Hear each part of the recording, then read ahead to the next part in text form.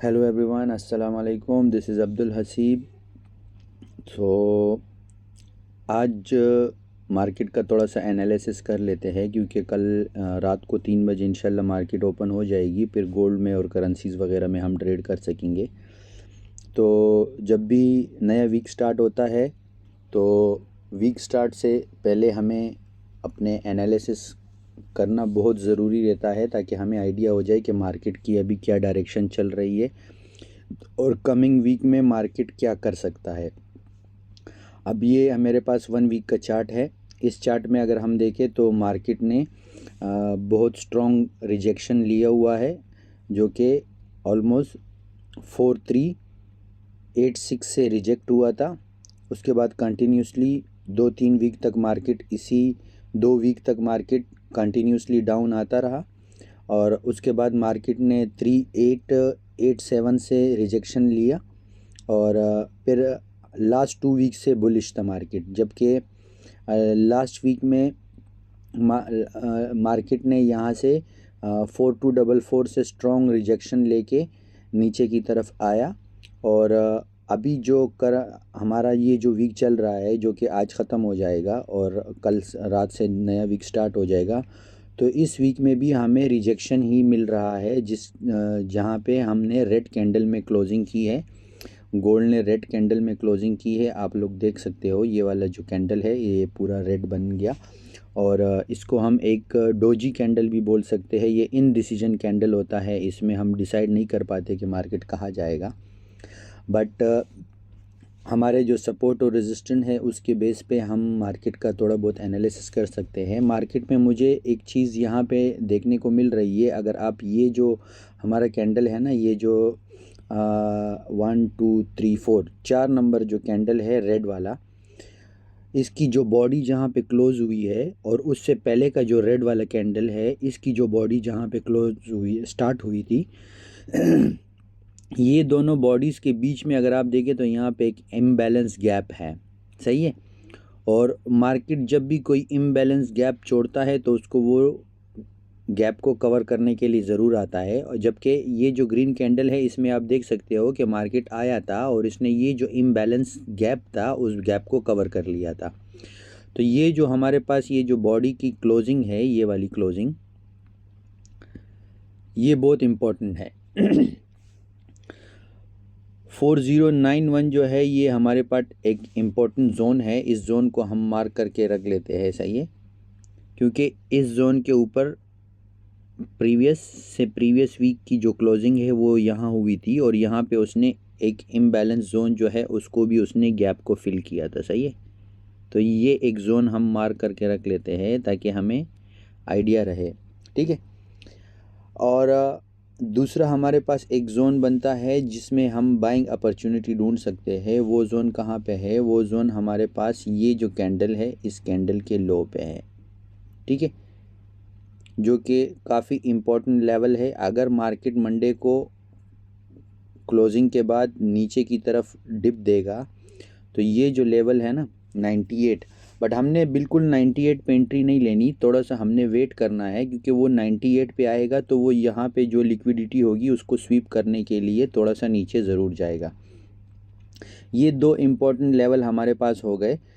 4090 जो है ये बहुत इम्पोर्टेंट लेवल है। अगर यहाँ से रिजेक्शन आएगी तो हम मार्केट में सेलिंग अपॉर्चुनिटी देख सकते हैं, बट मैं यहाँ पे स्कैल्पिंग ही ज़्यादा प्रेफर करूँगा, क्योंकि मार्केट इस लेवल को, अगर हम 1 डे के टाइम फ्रेम पे आते हैं तो आप देख सकते हो मार्केट इस लेवल को 2 दिन कंटिन्यूसली इस लेवल से मार्केट ने रिजेक्शन लिया। जब भी मार्केट किसी जगह से बार बार रिजेक्शन लेता है तो फिर ज़्यादातर चांसेस यही रहते हैं कि नेक्स्ट टाइम वो उस लेवल को तोड़ सकता है। सही है। और अभी ये हमारे लिए एक बहुत ही इम्पोर्टेंट लेवल बना हुआ है।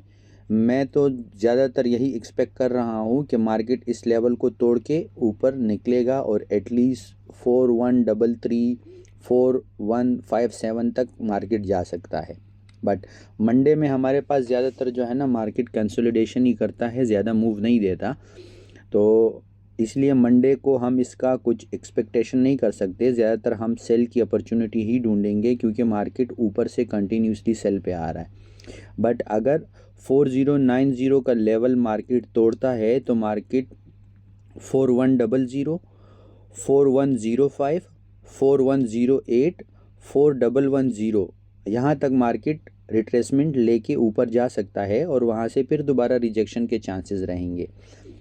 ये हमारा वो वीकली और 1 डे का लेवल हो गया। अगर इसको हम छोटे टाइम फ्रेम पे लेके जाते हैं 1 आवर के टाइम फ्रेम पे या 4 आवर के टाइम फ्रेम पे, हालांकि 4 आवर छोटा टाइम फ्रेम नहीं है, बड़ा टाइम फ्रेम है, बट वीकली और डे के हिसाब से वो छोटा लेवल बनता है। देखिए अभी जो हमने जो एरिया मार्क किया था उस एरिया को अगर आप देखो तो 4 आवर पे आपको कंटिन्यूसली उस एरिया से बार बार रिजेक्शन मिली है और काफ़ी दफ़ा रिजेक्शन मिली है। ये हर एक कैंडल 4-4 घंटे की कैंडल है। अगर हम यहाँ से फॉर एग्जांपल देखते हैं तो ये देखिए यहाँ से पहली एक रिजेक्शन आई है, उसने डोजी बना दी है, दूसरी बार फिर रिजेक्शन आई है, तीसरी बार फिर आई है, चौथी बार फिर रिजेक्शन, पांचवी बार फिर रिजेक्शन। और अगर इस एरिया में आप नोटिस करेंगे तो इस एरिया में हमें मोस्टली जो है ना रेड कैंडल ज़्यादा देखने को मिल रहा है। तो उससे हमें ये मेन पता चलता है कि इस एरिया में सेलर का प्रेशर काफ़ी ज़्यादा है। तो यहाँ पे दो पॉसिबिलिटीज़ है, क्योंकि लास्ट टाइम जो कैंडल क्लोजिंग हुआ था वो भी रेड में क्लोज हुआ था और यहाँ पे उसने क्लोजिंग दी थी। बट क्योंकि अगर आप देखें तो हमारे पास यहाँ इस वीक के नीचे बॉडी क्लोजिंग नहीं आई। बॉडी क्लोजिंग बहुत इम्पॉर्टेंट है किसी भी लेवल को तोड़ने के लिए या किसी भी डायरेक्शन को आइडेंटिफाई करने के लिए। जबकि हमारे पास ये जो सबसे लोअर लेवल है ये 4021 का, इसके नीचे अगर बॉडी क्लोजिंग आती है तो फिर हम मज़ीद जो है मार्केट को गिरता हुआ देख सकते हैं इस लेवल तक।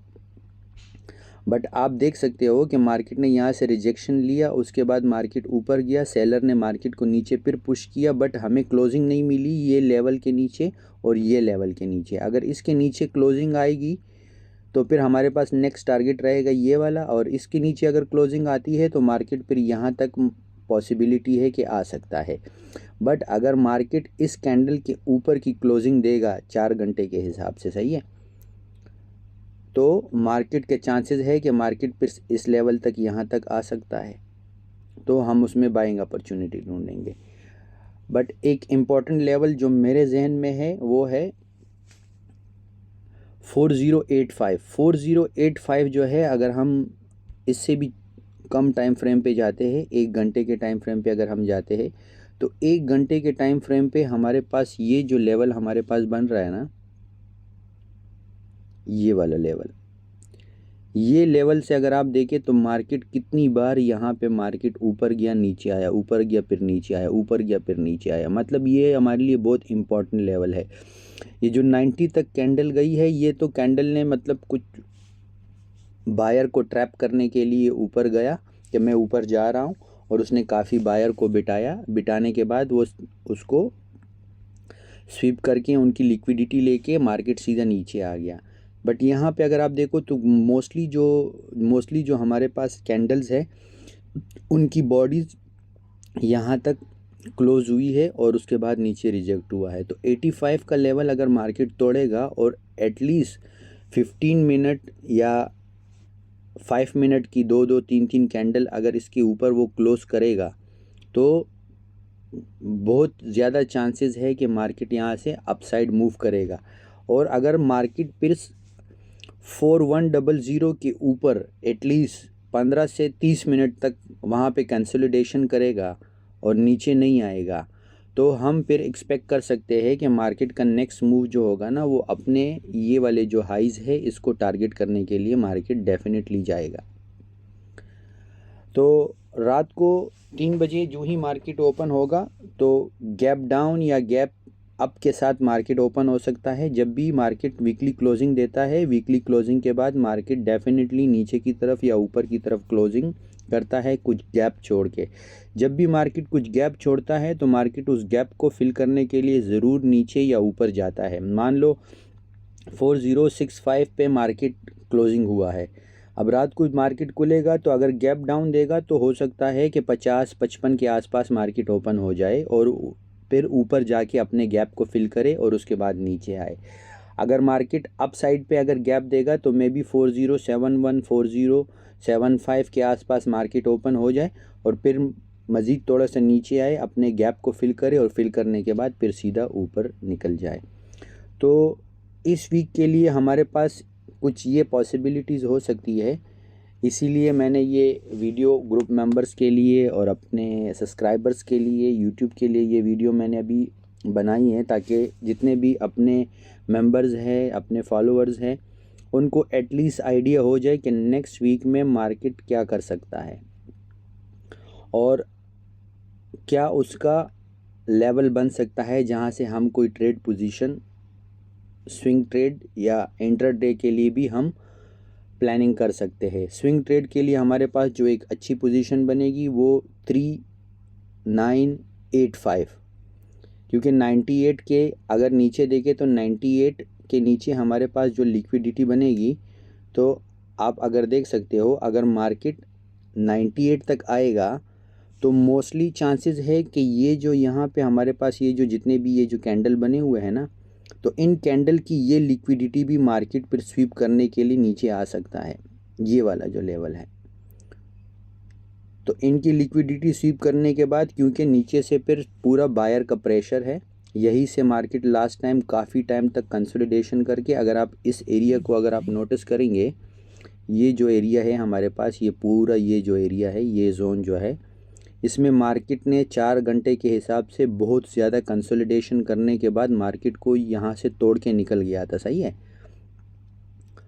तो ये एक लेवल है जो कि मार्केट के लिए तोड़ना बहुत मुश्किल रहेगा और मार्केट यहाँ पे काफ़ी टाइम गुजारने के बाद ही कहीं जाके नीचे की तरफ मूव दे सकता है। अदरवाइज़ मेरे एक्सपीरियंस और मेरे एक्सपेक्टेशन के हिसाब से ये जो लेवल है, यहाँ से मार्केट वापस ऊपर की लिक्विडिटी को ग्रैब करने के लिए डेफिनेटली एटलीस्ट यहाँ तक तो वापस आएगा।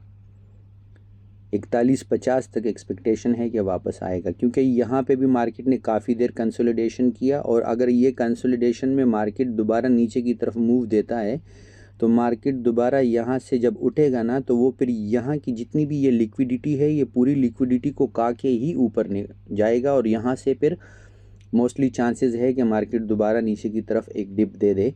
बट हमारे पास जो बाइंग के लिए बेस्ट लेवल है वो हम 3985 कंसिडर कर सकते हैं, और अगर मार्केट 4085 के ऊपर क्लोजिंग देता है, एटलीस्ट 15 मिनट की एक कैंडल या 5 मिनट की 3 कैंडल, तो एक्सपेक्टेड है कि मार्केट वहाँ से $15 से $20 का मूव ऊपर की तरफ दे सकता है। बट अगर मार्केट 4040 के नीचे 15 से 30 मिनट की कैंडल क्लोजिंग नीचे देगा, तो फिर हम मार्केट का सेलिंग एक्सपेक्ट कर सकते हैं कि मार्केट फिर मज़ीद यहाँ तक आने की कोशिश करेगा। तो ये कुछ पॉसिबिलिटी है। देखो, मार्केट में जो भी एनालिसिस होते हैं वो एक प्रिडिक्शन बेस पे होता है, प्रीवियस डेटा को लेके, जहाँ पे हमारे पास strong support, resistance, order block या कुछ भी ऐसे सिचुएशन होती है, तो हम उसी बेस पे एनालिसिस करते हैं। और सिर्फ मैं नहीं, जितने भी ट्रेडर्स हैं, सब ट्रेडर एक एक्सपेक्टेशन बेस पे एनालिसिस करते हैं। वो एनालिसिस मोस्टली 90-80% सही भी हो सकते हैं, 10-15% उसमें रॉन्ग भी हो सकते हैं। बट मैं अपने ग्रुप्स के मेंबर को ये लेवल मार्क करने को सजेशन दूंगा कि अपने चार्ट के ऊपर ये लेवल मार्क करके रखो, और मार्केट अगर इस लेवल पे आता है तो डेफिनेटली आप थोड़ा सा रिस्क लेके, थोड़ा सा नीचे स्टॉप लॉस लगा के आप एंट्री ले सकते हो। छोटे लॉट के साथ हमेशा काम करो तो आपको ज़्यादा लॉस नहीं होगा। एटलीस्ट अगर आपका स्टॉप लॉस भी हिट होता है तो आपके पास पीछे कैपिटल होगा, आप मज़ीद ट्रेड कर सकोगे। बट अगर आप मनी मैनेजमेंट और रिस्क मैनेजमेंट नहीं करेंगे, बड़े लॉट लगाएंगे, स्टॉप लॉस नहीं रखेंगे, तो मार्केट आपको कहा जाएगा।